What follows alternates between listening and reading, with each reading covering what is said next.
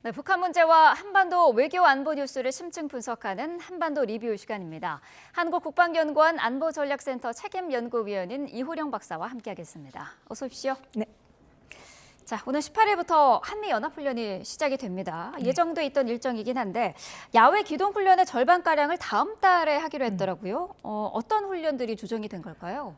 지금 보면 한미연합 훈련 기간 동안 40개의 야외 기동 훈련이 예정이 되어 있었는데요. 네. 보면 우리가 한미연합 훈련이 전국급으로 하는 훈련이 3월이랑 이제 8월에 예정이 되어 있는데 8월에 그 전국급 연습과 관련된 야외 기동 훈련은 원래대로 다 하고요. 네. 그 이외에 8월에 예정되어져 있던 대대급 이하의 연합 훈련이 있어요.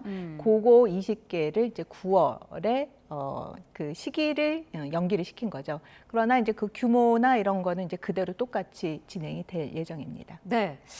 폭염 등의 이유를 내세우긴 했었습니다만은 그것과는 다르게 좀 남북 관계를 고려를 한 것으로 보이는데 문재인 정부와 윤석열 정부 때도 훈련 규모가 조정된 적은 있었습니다. 그때와 이번이 다른 점이 있을까요? 이제 연합연습과 관련돼서 이제 조정이 됐다라고 했을 때 한 4가지 종류를 생각해 볼 수가 있어요. 네. 즉 규모가 조정이 됐느냐, 규모가 기존에 했던 것보다 축소가 됐느냐, 아니면 현재 유지가 되고 있느냐라는 부분. 그 다음에 횟수와 관련돼서 기존에 했던 것만큼 그 횟수가 유지가 되고 있느냐, 아니면 그 횟수가 줄어들었느냐를 네. 생각을 해볼 수가 있고요. 그 다음에 이제 시기를 생각을 해볼 수가 있는 거죠. 적정한 시기에 이루어지고 있느냐, 아니면 특정 지역에만 집중됐던 거를 다른 시기로 옮겼느냐를 볼 수가 있고요. 그다음에 네. 이제 형식 부분인 거예요.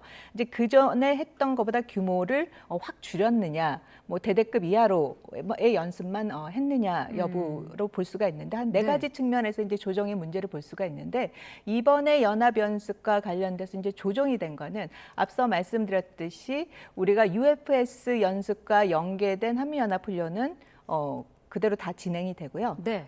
그 대대급 이하의 항공과 관련된 그 방호 훈련이라든지 장비 정비 지원 훈련이라든지 이런 대대급 이하 훈련이 이제 그 한 달 뒤로 지연이 된 거라고 볼 수가 된 거죠. 그래서 결국에는 문재인 정부 시기 같은 경우에 앞서 제가 말씀드린 4가지 부분이 다 조정이 됐거든요. 근데 이번에 한미연합 훈련과 관련된 이 조정 부분은 이제 시기와 관련돼서 원래 8월에 계획됐던 대대급 이하의 야외 기동 훈련이 9월로 시기적으로 이제 한 달 수년이 됐다라고 보시면 될 것 같습니다. 그러면 이번에 조정된 그런 부분들이 북한에서 크게 호응이 있을 만한 부분은 아니라고 보면 될까요? 그렇죠. 실질적으로 보면은 2021년 8월에도 항상 보면 7월, 8월에 김여정 담화문이 많이 나오는데 네. 연합훈련과 관련된 담화문이 많이 나와요. 보면 문재인 정부 때 같은 경우에는 전략자산 전개 훈련 같은 경우에는 2017년을 제외하고 거의 자산 전개 훈련 자체가 거의 없었거든요. 네. 그리고 규모 부분에 앞서 말씀드린 4가지 측면에서의 많은 부분을 조정했음에도 불구하고 그 당시 2021년에 김여정의 담화는 뭐를 이야기했냐면 한미연합 훈련의 규모라든지 뭐 형식이라든지 횟수라든지 이런 거 조정에 관심이 없다. 한미연합 훈련이 중단되느냐 아니면 지속되느냐 여기에 관심이 있는 거고 네. 남북관계 개선에 어떻게 보면은 축은 한미연합 훈련이 완전 중단되는 거를 어떻게 보면 관계 발전의 기본 축으로 보고 있다라고 이미 이야기를 했어요. 네. 그렇기 때문에 지금의 이런 한미연합 훈련이 지금 야외 기동 훈련이 20개가 8월에 예정됐던 것이 9월로 연기됐다고 해서 북한이 거기에 대한 호응이 있다라고 볼 수는 없겠죠. 네. 자, 북한은 어쨌든 지금 미국과의 대화에 관심이 있는 것 같은데요. 김여정 노동당 부부장 같은 경우에는 트럼프 대통령과 사이가 나쁘지 않다라는 언급을 또 했었고요. 네네. 미 국무부 고위 관리는 핵 보유국의 지위를 인정하라는 김여정의 담화를 주목하고 있다라고 네네. 언급을 했습니다. 대화를 위한 분위기가 만들어지고 있다라고 평가할 수 있을까요? 그 미 국무부 고위 당국자가 어디서 발언을 했느냐를 좀 주목해 볼 필요가 있다라는 생각이 들어요. 네. 이제 국무부 동아태 부차관보 대행이거든요. 이 대행이 국방부 전쟁포로 실종자 확인국에서의 브리핑을 하는 자리에서 그 부분을 이야기를 했어요. 네. 그러니까 결국엔 싱가포르에서 미북 간에 합의한 4개 항목 중에 마지막 4번째 항목이 미군 유해 송환에 관련돼서 합의한 사항이거든요. 네. 그래서 그 부분이 중요하다라는 부분을 이야기를 한 거고, 결국에는 미측 입장에서는 미북 간의 대화를 이어가는 데 있어서 반드시 비핵화라는 부분에만 모든 걸 초점을 맞추면 대화 부분이 연결이 되지 않으니 어떻게 보면 각 부분의 4개 항목을 병렬적으로 진행할 가능성도 있지 않을까라는 점을 생각해 볼 수는 있겠죠. 네. 만약에 북미 대화가 다시 시작이 되면 어떤 의제가 테이블에 주로 오를지도 관심인데 비핵화 문제를 그러면은 논의를 할 수도 있을까요? 이제 비핵화와 관련된 논의는 반드시 들어간다라고 봐야겠죠. 네. 보면 이란의 케이스를 보더라도 결국에는 이란 이스라엘의 그 분쟁 상황에서 그 당시에 이란에 대한 그 공격을 했을 때 트럼프 대통령이 뭐라고 이야기했냐면 이거는 미국의 비확산 정책을 달성하기 위한 수순이다라고 이야기를 했거든요. 네. 그러니까 결국에는 미국은 북한의 핵 문제든 이란의 핵 문제든 모든 문제를 풀어가는 데 있어서는 비확산이라는 원칙 하에서 이 문제를 풀어나갈 거라고 봐야 되겠죠. 네. 이 비핵화 문제를 핵 군축 협상을 통해서 달성하는 방식으로 좀 가능하지 않겠느냐 이런 전망들도 있는데 이렇게 되면 북한의 핵을 인정해야 되는 문제가 또 있지 않습니까? 이건 가능할까요?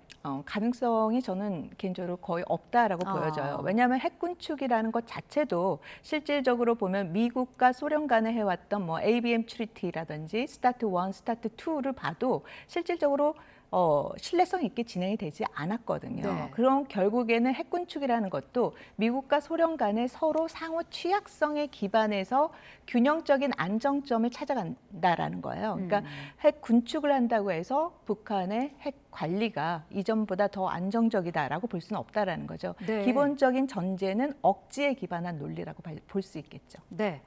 북한이 어제 우주개발법 개정 3년을 맞이를 했습니다. 합법적인 우주 이용 권리를 철저히 옹호해 나갈 것이다 이렇게 밝혔는데 지난 5월에 정찰위성 발사에 실패한 뒤로는 추가적인 발사 시도는 없지 않았습니까? 그런데 그렇죠. 그 사이에 어쨌든 러시아와의 협상이라든지 그런 부분이 좀 더 철저해졌고 그러면서 러시아에서 군사적인 우주 기술을 건네받았을 것이다라는 분석이 있는 상황인데요. 어느 네네. 정도의 가능성이 있다고 보시나요? 지금 보면은 위성 사진을 통해서 북한의 그 서해 위성 발사장을 이렇게 쭉 분석한 자료들을 보면요. 네.